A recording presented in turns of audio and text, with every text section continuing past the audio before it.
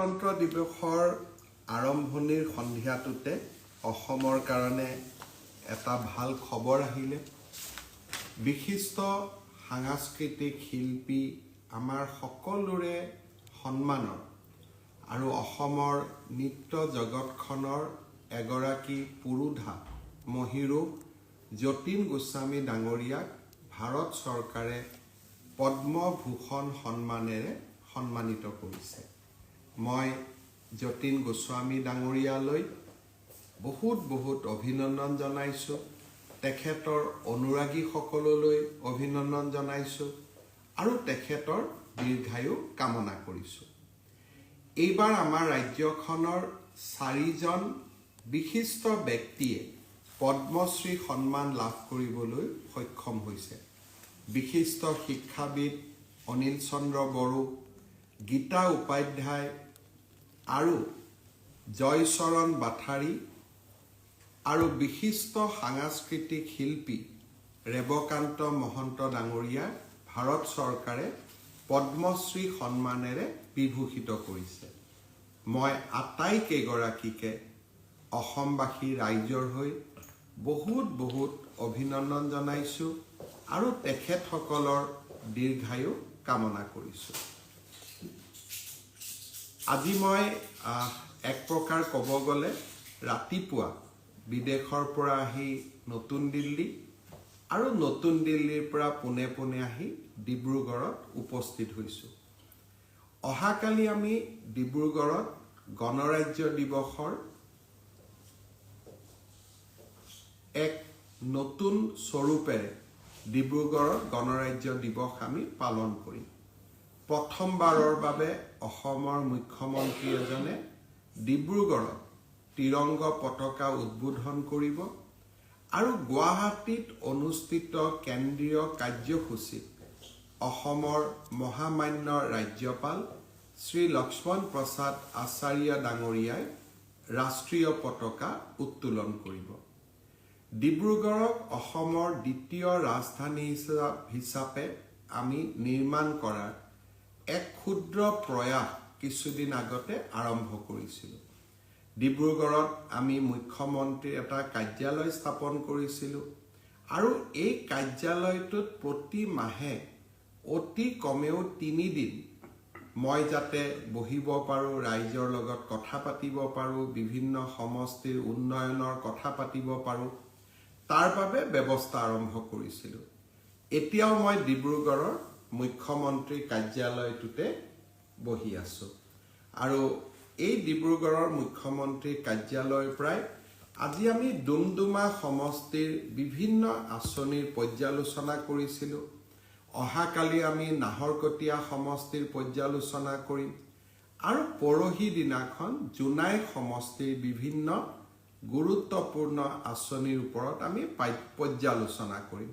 অৰ্থাৎ এতিয়া প্ৰতি মাহত 3 দিনকৈ মুখ্যমন্ত্ৰীজন ডিব্ৰুগড়ত বহাৰ পৰম্পৰা আমি যি আৰম্ভ কৰাৰ কথা কৈছিলোঁ তাক আমি বাস্তৱত ৰূপায়ণ কৰাৰ প্ৰয়াস আৰু প্ৰচেষ্টা কৰিছোঁ। আপোনালোক সকলোৱে ইতিমধ্যে অকণমান হ'লেও অৱগত যে যোৱা 19 তাৰিখে মই দক্ষিণ কোৰিয়া আৰু জাপানলৈ গৈছিলোঁ। বহুতে মোক আজি ৰাতিপুৱাৰ পৰা সুধি আছে কেইবাখনো ধুনীয়া দক্ষিণ কোৰিয়া আৰু জাপানৰ পৰ্যটকস্থলীৰ নাম মোক দি সুধিছে যে মামা দাদা আপুনি এইখিনি জেগালৈ বা এইখিনি স্থান চালেনে নাই। দৰাচলতে যদিও কেইবাদিনো 2 দিন কোৰিয়া 2 দিন জাপানত থাকিলোঁ, জাপান আৰু কোৰিয়া চোৱাৰ মোৰ সৌভাগ্য নহ'ল। কাৰণ কাৰ্যসূচীৰ ব্যস্ততাই ইমানেই আছিলে। ইণ্ডিয়ান এম্বেচি আৰু থকা হোটেলখনৰ বাহিৰত মাত্ৰ এটা জেগাতে যাব পাৰিলোঁ। সেইটো হ'ল হিৰোশ্বিমাত যি পৰমাণু বোমৰ আক্ৰমণ হৈছিল আৰু সেই আক্ৰমণত নিহতসকলৰ স্মৃতিত যি সমাধিস্থল বনোৱা হৈছে তালৈকে অলপ সময় উলিয়াই মই যোৱাৰ অলপ সময় উলিয়াই লৈছিলোঁ আৰু তাক বাদ দি জাপানখননো কেনেকুৱা, দক্ষিণ কোৰিয়াখননো কেনেকুৱা, তাক চোৱাৰ সৌভাগ্য নহ'লগৈ। কিয়নো এই কেইটামান দিনৰ ভিতৰতে আমি সাউথ কোৰিয়া আৰু জাপান এই দুইখন দেশত 200জনতকৈও অধিক উদ্যোগ জগতৰ লগত জড়িত বিভিন্ন উচ্চ খাপৰ উদ্যোগপতিসকলক লগ কৰিলোঁ। 41খন মিটিং আমি সকলোৱে লগ হৈ কৰিলোঁ। দক্ষিণ কোৰিয়া চৰকাৰ আৰু জাপান চৰকাৰৰ 5জন মন্ত্ৰীক তেওঁলোকৰ বাসভৱনত গৈ তেওঁলোকৰ কাৰ্যালয়ত গৈ সাক্ষাৎ কৰিলোঁ। জাপান পাৰ্লিয়ামেণ্টৰ সদনৰ অধ্যক্ষগৰাকীক তেওঁৰ বাসভৱনত গৈ লগ কৰাৰো সৌভাগ্য হ'ল। তেখেতে মোক মৰম কৰি ভাত এসাঁজো খোৱালে। 3টা ৰোড শ্ব' আমি কৰিলোঁ। দক্ষিণ কোৰিয়াত এটা, টকিঅ'ত এটা আৰু অচাকাত এটা, 3টা আমি ৰোড শ্ব' কৰিলোঁ। আৰু ইয়াৰ মাজতেই আমি মাইক্ৰনৰ দৰে ছেমি কণ্ডাক্টৰ উদ্যোগ আৰু আন 2টা উদ্যোগো চোৱাৰ সময় উলিয়াই ল'লোঁ। ইমান ব্যস্ততাৰ মাজত পৰ্যটকস্থলীসমূহ চোৱাৰ সময় সুবিধা উলিয়াব নোৱাৰিলোঁ। কেতিয়াবা চৰকাৰী ভ্ৰমণ নহয়, ব্যক্তিগত ভ্ৰমণলৈ গ'লে তাৰ ভাল ভাল পৰ্যটক স্থানবিলাক চোৱাৰ আশা নিশ্চয় মনত পুহি ৰাখিম।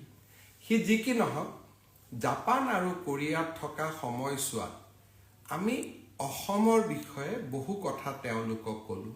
কেনেকৈ অসমে এতিয়া আইন শৃংখলাৰ পৰিৱেশ যথেষ্ট উন্নত কৰিছে, আমাৰ GDP কেনেকৈ প্ৰতি বছৰে 12%তকৈও অধিক বৃদ্ধি হৈছে, আৰু কেনেকৈ অসমে নতুন নতুন কীৰ্তিমান যোৱা কেইটামান বছৰত স্থাপন কৰিছে।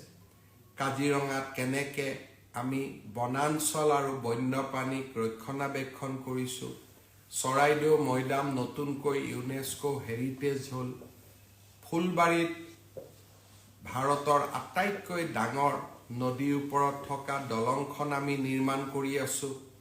আৰু অসমৰ চাৰিওফালে সংঘটিত বিকাশৰ ঘটনাক্ৰম আমি তেওঁলোকক অৱগত কৰিলোঁ। ইমান দিনে মহাৰাষ্ট্ৰ, অন্ধ্ৰপ্ৰদেশ, তামিলনাডুৰ চৰকাৰসমূহ, মুখ্যমন্ত্ৰীসমূহ এনেকুৱা ৰাজ্যলৈ যায়, তেওঁলোকক তেওঁলোকৰ ৰাজ্যত হোৱা বিকাশৰ কথা কয়, আৰু লাহে লাহে ইনভেষ্টমেণ্টবিলাক সেই ৰাজ্যসমূহলৈকে গতি কৰে। অসমৰ ষ্টৰী বা অসমৰ কাহিনী, আমাৰ যি অনিৰুদ্ধ যাত্ৰা আৰম্ভ হৈছে, এইবিলাকৰ বিষয়ে কোনেও কোৱাও নাছিলে আৰু কোনেও শুনাও নাছিলে।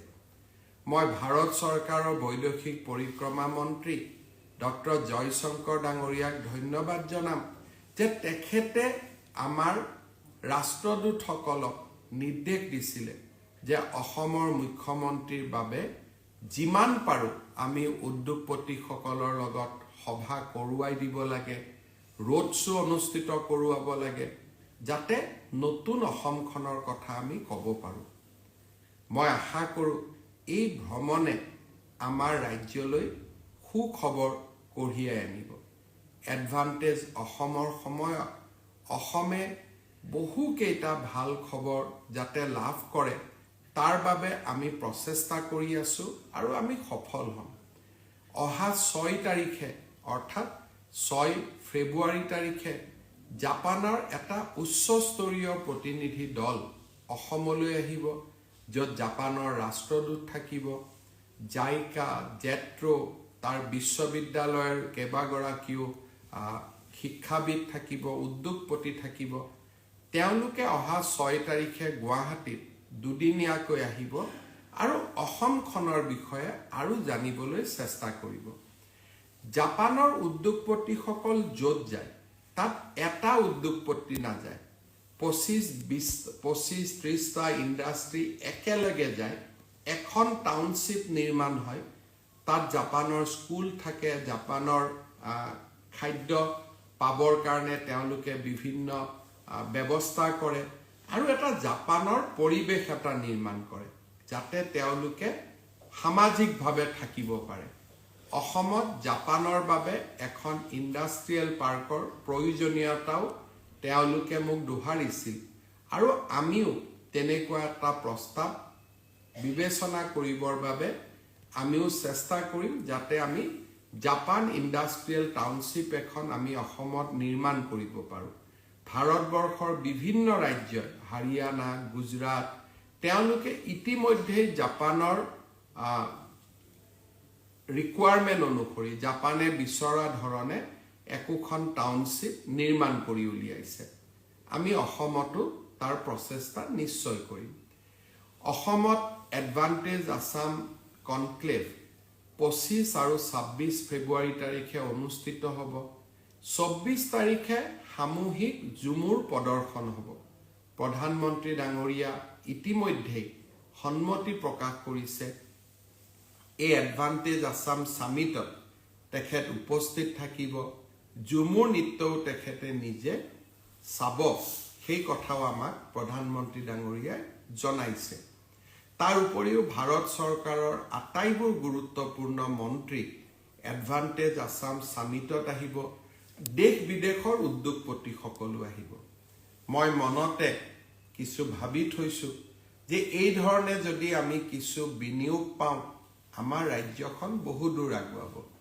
কিমান সফল হম সময়ে ক'ব কিন্তু প্ৰচেষ্টাত আমি কতো ত্ৰুটি কৰা নাই যিমান পাৰো আমি প্ৰচেষ্টা কৰিছো আৰু এডভান্টেজ আসাম 2.0 এই সন্মিলনখনে অসমৰ ঔদ্যোগিক জগতলৈ এক নতুন বাতাবৰণ কঢ়িয়াই আনক আমাৰ নিবনুৱা সমস্যা সমাধান হওক তাৰ বাবে আমি নিৰন্তৰ প্ৰচেষ্টা কৰিছো আৰু মই ভাবো আমি সফল হম অহাকালি ডিব্ৰুগড়ত গণৰাজ্য দিৱসৰ পতাকা মই উত্তোলন কৰিম কিন্তু তাৰ লগে লগে অহাকালি আমাৰ বাবে আৰু এটা আনন্দৰ দিন আমি কেইদিনমান আগতে অসমত 39খন সম জিলা গঠন কৰিছিলোঁ আৰু এইবাৰ এই 39খন সম জিলাতে ৰাষ্ট্ৰীয় পতাকা আনুষ্ঠানিকভাৱে উত্তোলন কৰা হ'ব মই ভাবো সম জিলাসমূহৰ নিৰ্মাণৰ ক্ষেত্ৰত যি আমি প্ৰচেষ্টা আৰম্ভ কৰিছিলোঁ অহাকালি ই এক নতুন গতি লাভ কৰিব সম জিলাত ৰাষ্ট্ৰীয় পতাকা উত্তোলনৰ লগে লগে বহু দিনে মহকুমাৰ দাবীলৈ আন্দোলন কৰি থকা বহু লোকৰ মনৰ আশা এটা পূৰ্ণতাৰ ফালে গতি কৰিব মই প্ৰতিখন সম জিলাৰ যিসকল জিলাবাসী তেওঁলোকক গণৰাজ্য দিৱসৰ প্ৰাক মুহূৰ্তত আকৌ এবাৰ অভিনন্দন জনাইছো মই জাপানত থকা সময়ছোৱাত বা কোৰিয়াত থকা সময়ছোৱাত অসমত বিশেষকৈ নিযুক্তিৰ ক্ষেত্ৰত এটা খুব গুৰুত্বপূৰ্ণ পৰীক্ষা হৈ যায় সেয়া হৈছে গ্ৰেজুৱেট টিচাৰ আৰু পোষ্ট গ্ৰেজুৱেট টিচাৰ বহু লোকে মোক সুধিছে যে গ্ৰেজুৱেট টিচাৰ আৰু পোষ্ট গ্ৰেজুৱেট টিচাৰৰ যি পৰীক্ষা হৈ গ'ল সেই পৰীক্ষাৰ আমি OMR চিট পাম নে নাই সেই পৰীক্ষাৰো আমাক এনসাৰ কি দিব নে নাই বা এনসাৰ কিট থকা প্ৰশ্নৰ উত্তৰবিলাকক আমি প্ৰত্যাহ্বান জনাব পাৰিম নে আমি নোৱাৰো মই অত্যন্ত বিনম্ৰতাৰে সৈতে কম যে চৰকাৰী নিয়োগ পৰীক্ষাত স্বচ্ছতা অনাৰ বাবে আমি প্ৰতিশ্ৰুতিবদ্ধ কেইদিনমান আগতে হৈ যোৱা সাব ইন্সপেক্টৰ পৰীক্ষাৰো OMR আৰু এনসাৰ কিসমূহ ইতিমধ্যে সেৱাই মুকলি কৰি দিছে হাইস্কুলৰ যি গ্ৰেজুৱেট আৰু উচ্চতৰ মাধ্যমিক বিদ্যালয়ৰ যি পোষ্ট গ্ৰেজুৱেট টিচাৰ ৭,০০০ পদৰ বাবে যি পৰীক্ষা হৈ গ'ল সেই পৰীক্ষাৰো এনসাৰ কি আৰু পদৰ সংখ্যাটো অলপ মৰিফাল সিফাল হ'ব পাৰে কিন্তু পৰীক্ষাটোৰ আনসাৰ কি আৰু OMR চিটসমূহ পৰীক্ষাৰ্থীসকলে যাতে পায় তাৰ ব্যৱস্থা অহা এসপ্তাহৰ ভিতৰতে সেৱাই কৰি দিব আৰু স্বচ্ছতাৰ ক্ষেত্ৰত আমি কতো কম্প্ৰমাইজ নকৰাকৈ আমি আগবাঢ়ি যাম। শ্ৰদ্ধাৰ ৰাইজ, শিক্ষক নিযুক্তিৰ সমান্তৰালভাৱে মই কেইদিনমান আগতে উল্লেখ কৰিছিলোঁ যে আমাৰ হৈ যোৱা এডিআৰই পৰীক্ষাৰ ফলাফলসমূহো আমি ফেব্ৰুৱাৰী মাহৰ শেষৰ ফালে বা আমি মাৰ্চ মাহৰ প্ৰথম সপ্তাহত ঘোষণা কৰিম। অহা 1 ফেব্ৰুৱাৰী তাৰিখে আমি আৰু এটা নতুন কীৰ্তিমান স্থাপন কৰিবলৈ গৈ আছোঁ। অসমৰ মেডিকেল কলেজসমূহ প্ৰতিখন জিলাতে যাতে একোখনকৈ মেডিকেল কলেজ হয় তাৰ বাবে আমি নিৰন্তৰ প্ৰচেষ্টা আগবঢ়াই গৈ আছিলোঁ। অসমৰ 14 number medical college Pragjyotishpur medical college যি গুৱাহাটীৰ আৰ্যনগৰত নিৰ্মাণ হৈ আছে, 1 ফেব্ৰুৱাৰী তাৰিখে OPD সেৱা আমি প্ৰাগজ্যোতিষপুৰ মেডিকেল কলেজৰ OPD সেৱা আৰম্ভ কৰিম। অৰ্থাৎ এই বছৰতে অসমৰ আন এখন মেডিকেল কলেজে আত্মপ্ৰকাশ কৰিব। 1 ফেব্ৰুৱাৰী তাৰিখে তাৰ এটা বীজ বা তাৰ এটা আৰম্ভণি আমি দেখা পাম। OPD সেৱা সাধাৰণ ৰাইজৰ বাবে 1 ফেব্ৰুৱাৰী দিনাখন আমি মুকলি কৰি দিম। ইয়াৰ উপৰিও প্ৰায় 75 কোটি টকাৰে আমি নিৰ্মাণ কৰি থকা মৰিগাঁও জাগি ৰোড আৰু মৰিগাঁও সংযোগী যি আমাৰ জাগি ভগত গাঁৱৰ ওপৰত দলং এখন আমি নিৰ্মাণ কৰি আছিলোঁ, সেই দলংখনো অহা আমাৰ 1 ফেব্ৰুৱাৰী তাৰিখে আমি ৰাইজৰ বাবে মুকলি কৰি দিম।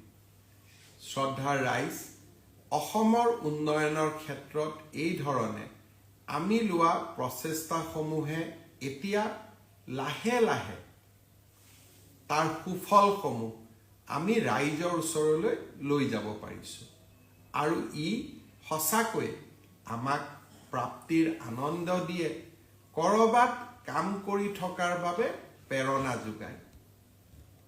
ৰাজ্যৰ প্ৰধান বিৰোধী দল কংগ্ৰেছ দলে বাৰে বাৰে মোৰ বিদেশ যাত্ৰাক লৈ প্ৰশ্ন তুলিছে। মই এটা কথা তেওঁলোকক বিনম্ৰতাৰে সৈতে কওঁ, বিদেশলৈ মই কেইবাবাৰো গৈছোঁ আৰু বিদেশত হয়তো যাব পৰাৰ মোৰ নিজৰ ব্যৱস্থাও মই কৰি ল'ব পাৰোঁ যদি বিদেশ যোৱাৰ কাবাৰ ইচ্ছা থাকে। কিন্তু ৰাজ্যখনৰ মুখ্যমন্ত্ৰীজন যেতিয়া বিদেশলৈ যায় তেতিয়া তাত কোনেও পৰ্যটন কৰিবলৈ নাযায়। স্বপ্ন এটাই থাকে, ৰাজ্যখনৰ বাবে আমি কি কৰি যাব পাৰোঁ, ৰাজ্যখনৰ বাবে আমি নতুন কি কৰিব পাৰোঁ। আৰু সেই স্বপ্নৰ সন্ধান কৰিয়ে যোৱা 3.5 বছৰ মই কাম কৰি আছোঁ আৰু তেনেকৈ কাম কৰি যাম। কংগ্ৰেছ দলৰ মুখ্যমন্ত্ৰীসকলো বিদেশত গৈছিলে, কাৰ লগত কথা পাতিছিলে, কেনেকৈ কথা পাতিছিলে তাক আমি কেতিয়াও প্ৰশ্ন কৰা নাই। কিন্তু যোৱা 7টা দিন মই কি ধৰণে ৰাজ্যখনৰ কথা, নতুন অসমৰ কথা দেশ বিদেশৰ উদ্যোগপতিসকলক ক'ব চেষ্টা কৰিছোঁ, তাক আপোনালোকে সকলোৱে ছ'চিয়েল মিডিয়াৰ জৰিয়তে প্ৰত্যক্ষ কৰিছে।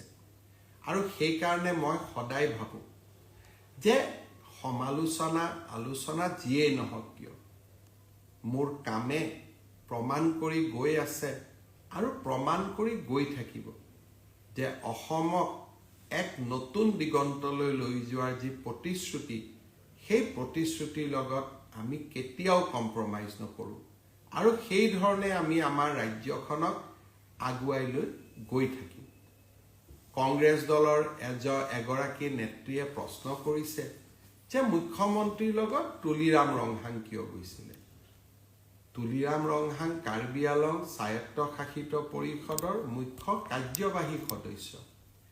অসমত যদি সৌৰ শক্তিৰ আমি উৎপাদন কৰিব বিচাৰোঁ, আটাইতকৈ যদি ভূমি কৰবাত আটাইতকৈ বেছিকৈ আছে সেয়া কাৰ্বি আংলঙত আছে। অসমৰ জলশক্তিৰ ওপৰত যিমান বিদ্যুৎ উৎপাদন হৈছে, কপিলী, কাৰ্বি লাংপি, এই গোটেইকেইটা কাৰ্বি আলঙতে আছে।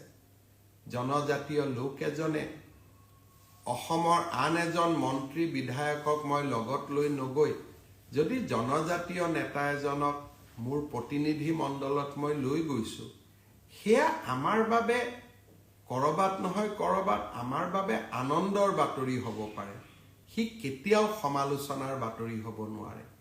মই কংগ্ৰেছ দলৰ লোকসকলক আকৌ এবাৰ অনুৰোধ কৰিম যে আপোনালোকে আমাৰ জনজাতীয় সমাজখনক সন্মানৰ চকুৰে চাবলৈ শিকক, আৰু তেতিয়াই মই ভাবোঁ আমাৰ অসমখনে এক নতুনকৈ আমি সমন্বয়ৰ বাতৰিৰে আগবাঢ়ি যাবলৈ শক্তি পাম। শ্ৰদ্ধাৰ ৰাইজ, অসমত কেইবাটাও নতুন উন্নয়নমূলক আঁচনিৰ কাম আমি হাতত লৈছিলোঁ। ইতিমধ্যে আপোনালোকে জানে যে গাঁও পঞ্চায়তত অৰুণোদয় হিতাধিকাৰী তালিকাৰ নিৰ্মাণৰ প্ৰথম পৰ্যায়ৰ কাম হৈ যোৱাৰ পিছত এইবাৰ আমি নগৰ অঞ্চলসমূহত অৰুণোদয় হিতাধিকাৰী নিৰ্বাচনৰ কাম আমি হাতত লৈছোঁ। ইয়াৰ লগে লগে আৰু এখন আঁচনিৰ কথা আমাৰ বাইদেউসকলে মোক প্ৰায়ে সুধি থাকে যে 10,000 টকাৰ যিখন আঁচনি আছিল, সেই আঁচনিখন আমি কেতিয়াকৈ আৰম্ভ কৰিম।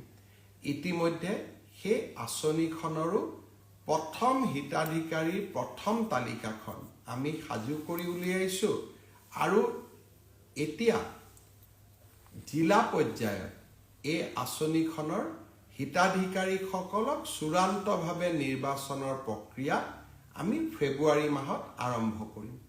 ইতিমধ্যে 32 লাখ আই মাতৃক এই আঁচনিখনৰ বাবে আমি প্ৰাৰম্ভিকভাৱে নিৰ্বাচিত কৰিছোঁ, আৰু জিলা সমিতিসমূহে এই আঁচনিখনৰ চূড়ান্ত ৰূপ দিব। কম বেছি পৰিমাণে মই আশা কৰোঁ যে প্ৰায় 28ৰ পৰা 29 লাখ মাতৃক আমি এই আঁচনিখনৰ সুবিধা দিব পাৰিম। মোক দুই এজনে সুধি আছে অসম পুলিচৰ ৰিটেন কেতিয়া হ'ব। মই ভাবোঁ যে ফেব্ৰুৱাৰী মাহ নহ'লে মাৰ্চৰ প্ৰথম ভাগতেই আমি অসম পুলিচৰ কনিষ্টবলসকলৰ পৰীক্ষাৰ ৰিটেন টেষ্টৰ কাম আমি সমাপন কৰিম। আজি বহু সময় আপোনালোকৰ পৰা নলওঁ। গণতন্ত্ৰ দিৱস অহাকালি। প্ৰতি বছৰে ভাৰতৰ ৰাইজে গণতন্ত্ৰ দিৱস উলহ মালহেৰে পালন কৰে। বাবা চাহেব ভীমৰাও আম্বেদকাৰে আমাক যিখন সংবিধান দি থৈ গৈছিল, যিখন সংবিধানে স্বাধীন ভাৰতৰ বিকাশৰ আটাইতকৈ ডাঙৰ আধাৰ নিৰ্মাণ কৰিছিল, সেই সংবিধানখনক গ্ৰহণ কৰা দিনটোকে আমি গণৰাজ্য দিৱস হিচাপে পালন কৰোঁ। মই ভাবোঁ এই গণৰাজ্য দিৱসে আমাক সংবিধানৰ প্ৰতি আকৌ এবাৰ আমাৰ দায়িত্ব কৰ্তব্য সোঁৱৰাই দিব, আৰু সংবিধান প্ৰদত্ত অধিকাৰৰ লগতে সংবিধানে আমাৰ বাবে লিখি থৈ যোৱা কৰ্তব্যসমূহ পালনৰ বাবেও আমি প্ৰচেষ্টা কৰিম। মই শেষত এটা কথাৰে সামৰণি মাৰোঁ। জাপানত যেতিয়া মই আছিলোঁ, তাৰ তিনিজন মন্ত্ৰীক মোক লগ কৰাৰ মোৰ সৌভাগ্য হৈছিল। জাপান সংসদৰ অধ্যক্ষক লগ কৰাৰ মোৰ সৌভাগ্য হৈছিল। 200তকৈও অধিক উদ্যোগপতিক লগ কৰাৰ মোৰ সৌভাগ্য হৈছিল। ভাৰতৰ বিষয়ে প্ৰতিজনে জানে, ভাৰতৰ বিষয়ে বহু কথাই জাপানৰ লোকসকলে জানে, কিন্তু নৰেন্দ্ৰ মোদীৰ কথাও সকলোৱে গৌৰৱেৰে সৈতে উপস্থাপন কৰে, আৰু নৰেন্দ্ৰ মোদীৰ ব্যক্তিত্বক জাপানৰ লোকসকলে অদ্ভুতভাৱে প্ৰশংসা কৰে। ভাৰতৰ প্ৰধানমন্ত্ৰী এগৰাকীৰ এনে বিশাল পৰিচয় জাপানৰ ভূমিত দেখি মই সঁচাকৈয়ে গৌৰৱ অনুভৱ কৰিলোঁ। মই ভাবোঁ আমাৰ দেশৰ প্ৰধানমন্ত্ৰী গৰাকীৰ ইমান সন্মান বিদেশত নিশ্চয় ভাৰতৰ বাবে এক উজ্জ্বল ভৱিষ্যতে অপেক্ষা কৰি আছে সেই উজ্জ্বল ভৱিষ্যত গণৰাজ্য দিৱস অহাকালি সেই উজ্জ্বল ভৱিষ্যতৰ পথত আগুৱাই লৈ যাবলৈ গণৰাজ্য দিৱসে আমাক সকলোকে আগুৱাই যাবলৈ আমাক সকলোকে আকৌ এবাৰ প্ৰেৰণা দিব তাকে কামনা কৰি আজিৰ মোৰ ব্ৰডকাষ্ট সামৰিছোঁ আকৌ লগ পাম আৰু তেতিয়া মই আৰু নতুন নতুন খবৰ নতুন নতুন বাতৰি আপোনালোকক দিবৰ বাবে চেষ্টা কৰিম বহুত বহুত ধন্যবাদ জয় হিন্দ বন্দে মাতৰম